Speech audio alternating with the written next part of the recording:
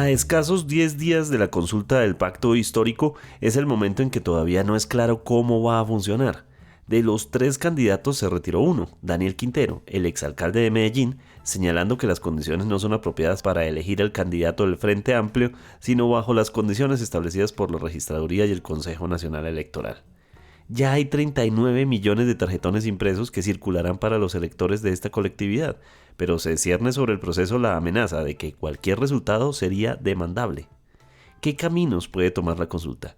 Y en medio de este escenario, ¿cuál es el papel que está jugando el precandidato Daniel Quintero en la búsqueda de los partidos de gobierno por continuar la línea del presidente Gustavo Petro? El análisis hoy desde el epicentro de las noticias, la sala de redacción del Tiempo. Hoy es jueves 16 de octubre, mi nombre es Carlos Solano y este es el café de hoy del Tiempo.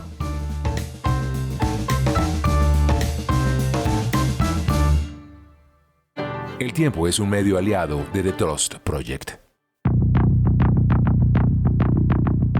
Primero, actualización de noticias de las últimas horas, siendo la tensión en Venezuela por la amenaza militar estadounidense el tema principal de la jornada.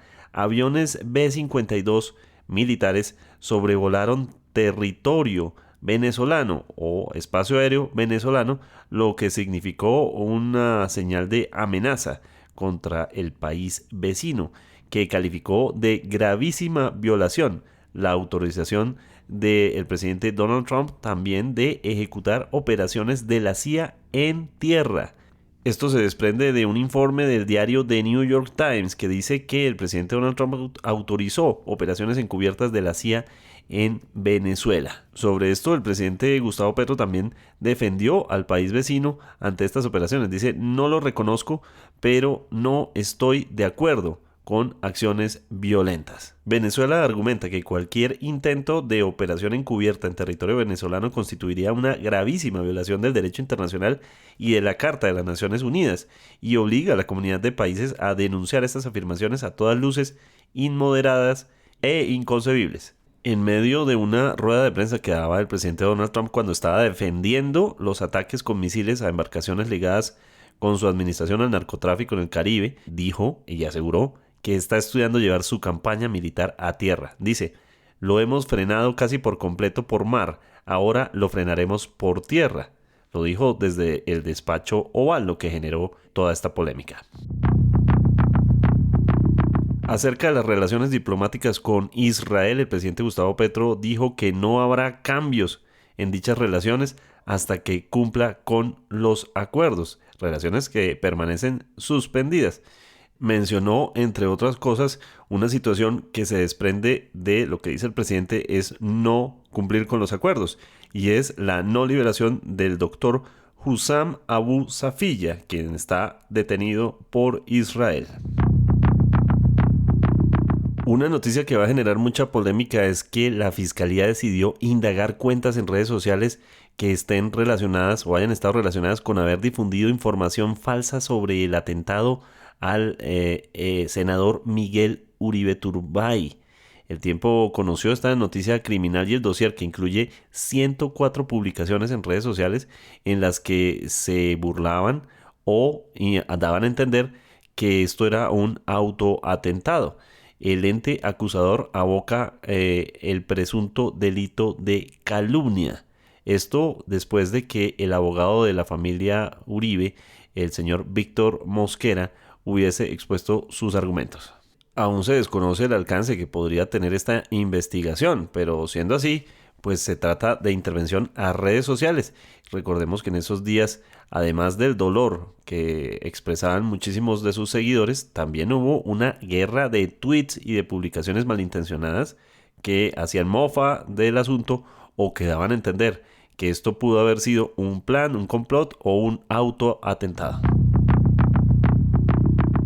En torno al caso que involucra al expedalista y campeón de ciclismo Lucho Herrera con el asesinato y en una relación con paramilitares, un crimen cometido por paramilitares en Fusagasugá, se mueve el caso. Fijaron fecha para la entrega de los restos de Víctor Rodríguez, quien es uno de los desaparecidos, en este caso, mientras la Fiscalía investiga al ciclista por esa desaparición. Entre tanto, los familiares reclaman justicia. Esto en un caso que ocurrió en octubre de 2002. En ese entonces, el señor Víctor Manuel Rodríguez Martínez desapareció en Fusagasugá, Cundinamarca. Lucho Herrera terminó mencionado en el testimonio de los ex paramilitares Luis Gómez Flores, alias Ojitos, y Óscar Huerta Sarmiento, alias Menudencias, quienes afirmaron que supuestamente él les pidió hacer desaparecer a Víctor Manuel Rodríguez y a su hermano José del Carmen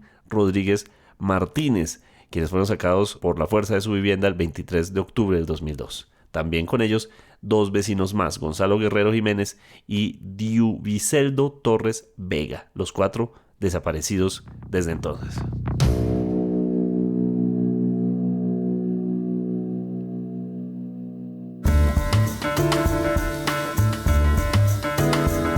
Nuestro episodio de hoy se desarrolla en una conversación en la sala de redacción de El Tiempo con el subeditor de política, Mateo García. De ahí que hemos decidido mantener el sonido ambiente de la sala de redacción. Durante este miércoles ha sido noticia algo que se veía ya venir porque había un montón de inconsistencias en torno a la consulta del pacto histórico. A los tres integrantes que habían manifestado que el tarjetón que ya estaba impreso presentaba inconsistencias, que no podían usar los logos, en fin, una serie de detalles que llevaron a que durante este miércoles uno de los tres candidatos de la consulta del pacto histórico, Daniel Quintero, dijera no voy, no sigo, y esperar a una consulta del Frente Amplio, es decir, viene un proceso más largo. ¿Cómo entender todo este escenario en el que hay diferentes momentos de aquí a la carrera presidencial en la que Daniel Quintero no significa que haya renunciado, ¿verdad? Carlos, un saludo para usted, para todos los que nos acompañan en este nuevo capítulo del Café de hoy. Bueno, es una novela, por así decirlo. Venían hablando de inconsistencias en el tarjetón, los miembros del pacto histórico, porque hablaba de elección a candidato a la presidencia y según ellos eso los inhabilita para ir a un frente amplio, a una consulta interpartidista. Y este martes el Consejo Nacional Electoral expide una resolución en la cual dice que no se puede usar el logo del pacto histórico en ese tarjetón que ya está impreso. Daniel Quintero el martes muy en la noche anuncia que se retira de la consulta. Eso pone en un primer momento en vilo la realización de la consulta.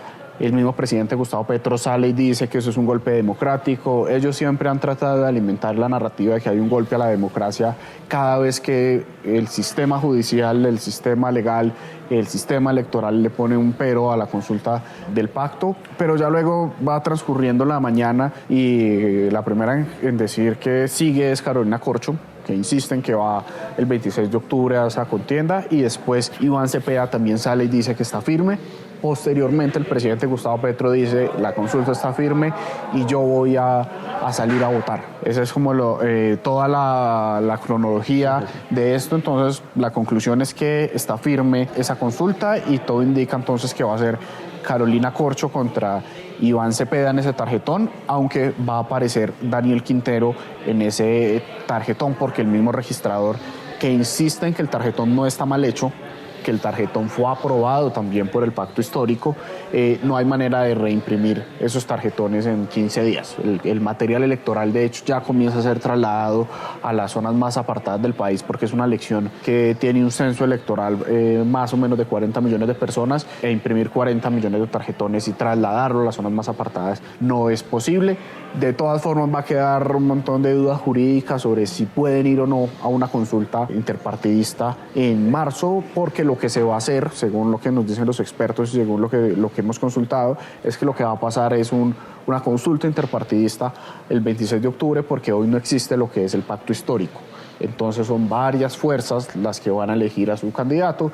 Ya será otro debate para otro momento, ya más de fondo, si se puede hacer una consulta interpartidista en octubre y también en marzo, porque realmente no debería ser así. O octubre para las partidistas, y de hecho hay quienes dudan que si uno participa en unas partidistas, puede ir también a unas interpartidistas en marzo, porque es que ya se invierten 200.000 millones de pesos para que usted lo derroten en marzo antes de ir a primera vuelta, pero ese es otro debate.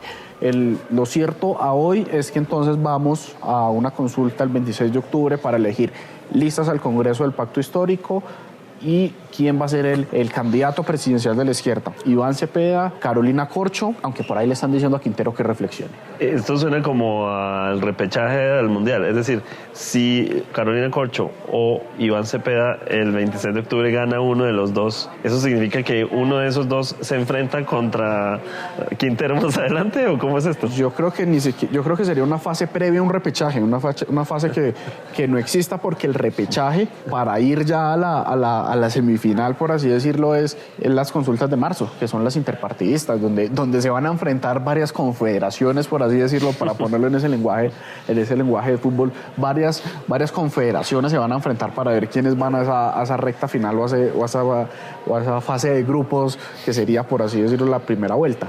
Esto es una fase previa y siempre se ha hablado así, y por eso está el debate de invertir 200.000 millones de pesos en una consulta para que este candidato no vaya a la primera vuelta. Es complejo, pero de todas maneras hay muchas dudas. Yo creo que se van a venir muchas demandas una vez se elija al candidato del Pacto Histórico. Van a venir demandas para tratar de impedir que vaya a marzo, y sino que tenga que ir directamente a la primera vuelta en mayo, pero eso ya será también otro escenario que en las próximas semanas ya estaremos seguramente discutiendo en este espacio. En temas operativos quisiera preguntarle por qué se imprimen 39 millones de votos cuando, por ejemplo, para el presidente Petro lo eligieron 10 millones de votos. La ley señala que hay que imprimir el censo electoral. No hay manera de no imprimir, pues uno no sabe que vaya a salir toda Colombia a votar a esas elecciones, porque no hay manera de anticipar más o menos cuánta gente debe salir a votar. Hay quienes han hablado y han propuesto hacer unas reformas para que se imprima algo muy similar al promedio histórico de votación. Y voy a poner un ejemplo: si en las elecciones pasadas salieron a votar 20 millones de personas, entonces imprimamos 25 millones de tarjetones, porque es muy poco probable que salgan más de 5 millones, a diferencia de los que salieron en los anteriores comicios. Pero no, la ley es clara y hay que imprimir los tarjetones electorales según el censo electoral. Un posible escenario, porque además este es un tema de guerra de comunicación, es que después del 26 de octubre salgan en esa consulta un 10% de votos para Daniel Quintero. Así es muy probable que Daniel Quintero saque 500.000 votos. Es una cifra que manejan algunos, que Quintero podría tener un potencial electoral de más de 700.000 votos.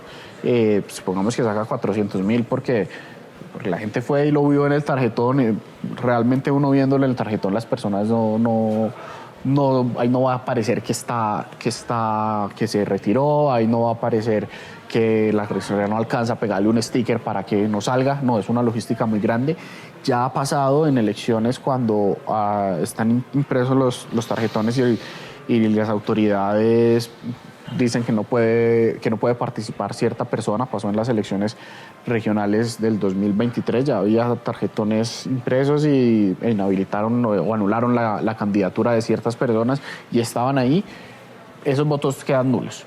Pero políticamente hablando, sería muy potente si Daniel Quintero saca una buena cantidad de votos. Ahora, hay un detalle que se nos está escapando, y es que recordemos que por la nueva ley de encuestas no se conocen encuestas, no se pueden divulgar las encuestas, los medios no podemos informar sobre eso, los mismos candidatos no pueden divulgar encuestas, las encuestadoras no pueden divulgar, pero los candidatos sí mandan a hacer sus propias encuestas. Y en los círculos políticos de la izquierda se comenta que en una de las últimas encuestas que está circulando, Daniel Quintero está muy por debajo de Carolina Corcho y de Iván Cepeda, que es la noticia que esté por debajo de Carolina Corcho, cuando siempre se había comentado que era entre Cepeda y Quintero que se iba a definir esa elección. De hecho, el mismo Gustavo Bolívar salió a decir que Quintero no se retira por las dudas electorales, por las dudas con respecto al tarjetón, sino porque está bajando las encuestas y prefiere seguir e intentar de alguna manera llegar a marzo con vida. Pero también hay quienes dicen que como ya se inscribió por un movimiento, como así se haya retirado, realmente ya está inhabilitado y la tiene muy difícil. Pero ya será como un debate jurídico cuando ya Quintero intente meterse en otro lado, si va por firmas, si va con el aval de otro partido, pero al parecer ya estaría con el aval de esos partidos que avalaron la conformación de esta consulta del 26 de octubre. Leí una reacción similar, por ejemplo, de María del Mar Pizarro, la representante, que le decía directamente a Daniel Quintero, por favor, Daniel, de esa manera se lo decía, Daniel, esto se ve es como si usted se estuviera retirando porque Iván Cepeda va más fuerte. Sí, de hecho muchos le dijeron que lo considere, que lo piense, que ya hay un compromiso legal en eso, que está amarrado legalmente, que no es tan fácil retirarse, pero ya Quintero tomó sus decisiones. Ahora, eso es tan dinámico que de pronto el presidente Petro lo llama y le dice, Daniel, no se retire, necesito que vaya, y pues según lo que él siempre ha manifestado es un admirador y un seguidor del presidente Gustavo Petro, entonces de pronto termina cediendo. Quedaría muy mal si se echa para atrás ya después de todo el alboroto, pero lo cierto es que ahí está la cara de Daniel Quintero impresa ya en ese tarjetón, que como dijo el registrador Hernán Penagos, no tiene errores, que fue concertado con los partidos, tanto así que se hizo el sorteo del orden en el cual iban a aparecer los candidatos, y ahí entonces los colombianos el 26 de octubre podrán participar de esa elección. E insisto, en lo que viene son demandas. Siempre hay una demanda por todo y esta no va a ser la excepción. Hablemos un poco del candidato Daniel Quintero, quien cada vez es más polémico. No más 12 horas antes insinuó en un tuit que Iván Cepeda caía en tibiezas al aceptar dialogar en algún punto con el uribismo cuando durante su gobierno. Cepeda ha hablado de tender puentes y Daniel Quintero lo primero que dijo es no, tenemos que llevarlos a la cárcel, que paguen. Es un candidato que cada día está generando una noticia nueva en torno a una posición polémica, así la gente no le copie. Sí, Quintero es muy hábil y esa ha sido la estrategia de él y de su equipo. Ir a la controversia, encontrar los espacios, momentos y oportunos para él aparecer ahí. Nos recordemos la bandera de Palestina en el Congreso de la ANDI, donde no estaba y terminó entrando y presenta y le genera eso. Y lo del islote. Él también irse hasta el Amazonas para eso. Quintero es muy hábil y él la tiene muy clara en quién es su público. Si bien él lo hace mucho en X o en Twitter, que es donde digamos que los periodistas estaban más pendientes y todo, Quintero es muy hábil y también le apuesta mucho a Facebook, que es donde están las tías, donde están las mamás, donde circulan más noticias falsas que cierta población puede creerlas, y él apunta mucho a ese grupo y es algo que se nos olvida. De hecho, donde más pauta la gente, los políticos donde más están pautando es en Facebook. Lo mismo Vicky Dávila también se mueve mucho por Facebook. Abelardo de la Espriella también se mueve mucho por Facebook. Es una red social que a veces descuidamos, y Quintero sabe manejar muy bien las redes, entiende muy bien los algoritmos de Google para clasificar en los medios de comunicación. Es experto en eso y sabe dónde estar, cuál es el tema de conversación, y termina generando siempre una controversia, interactuando, y tiene muchas interacciones en las redes sociales. Ya que no hay encuestas, muchos políticos están tratando de vender la conversación digital como si fuera la encuesta, pero realmente esa conversación digital, viendo la gente que más marca en esa conversación digital, lo que dicen algunos académicos y teóricos de la comunicación política, es que esas tendencias a marcar en las redes sociales no se traduce necesariamente en votos, pero sí puede empezar a generar recordación que podría terminar convirtiéndose en un eventual voto. Entonces, él sabe cómo moverse ahí y es su mundo. Siempre ha sido el mundo de él, las redes sociales. Sí, incluso hablaba de monetización. Pero finalmente, Mateo, la batería también se la apuntaron hacia el Consejo Nacional Electoral, y el presidente también ha hablado de un ataque a la democracia. Incluso en eso también está de acuerdo Iván Cepeda, en la medida en que han dicho esto es un ataque a la democracia. Ellos insisten en que no los han dejado conformar el partido político del pacto histórico. Recordemos que cuando se crea ese pacto histórico dejaron por fuera a la Colombia Humana, que es el partido del presidente Gustavo Petro, y eso comenzó a poner en vilo la realización de la consulta. Sin embargo, hay que decirlo también, el Consejo Nacional Electoral toma sus decisiones la izquierda podría apelar y puede apelar, y hay varios trámites en curso, pero también lo que han dicho muchos analistas es que se dejaron caer la tarde para este proceso. Si hubieran hecho esto a comienzo de año, hubieran podido apelar, hubieran podido arreglar todos los vicios de trámite que se cometieron a la conformación del pacto histórico según el Consejo Nacional Electoral, pero como todo está tan encima, no hay manera. Lo que llama la atención es que el presidente Petro dice en un primer momento que es un golpe y ya luego dice que si hay consulta, entonces ¿dónde quedó el golpe a la democracia del que él venía hablando? Y nuevos ataques también a la registraduría. Recordemos que el presidente y el del gobierno se han presentado varios ataques a la registraduría, le intentaron quitar el presupuesto en un momento, pero realmente el Consejo Nacional Electoral es un tribunal electoral. Allá están representantes del pacto histórico y no es que allá no tienen mayorías, pero tampoco es que sea una sola persona aliados de la izquierda allá. De hecho esa ponencia que crea el pacto histórico fue avalada por las mayorías. No, nadie salvó el voto y no hubo peros. Entonces ahí hay también mucha narrativa política proelectoral, un poco en alimentar eso de que no nos quieren dejar, un poco pensando en tratar de conseguir más gente a las calles o no se sabe qué es lo que buscan.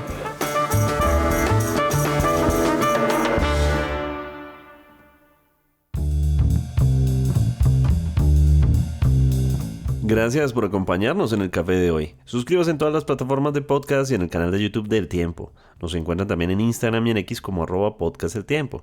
Además, si quieres recibir a través de WhatsApp la notificación de cada nuevo episodio, siga el enlace que se encuentra en la descripción o envíenos un mensaje con la palabra suscripción al teléfono 320-353-27 y haga parte de la comunidad del café de hoy. Este episodio fue producido por Valeria Torres. Mi nombre es Carlos Solano.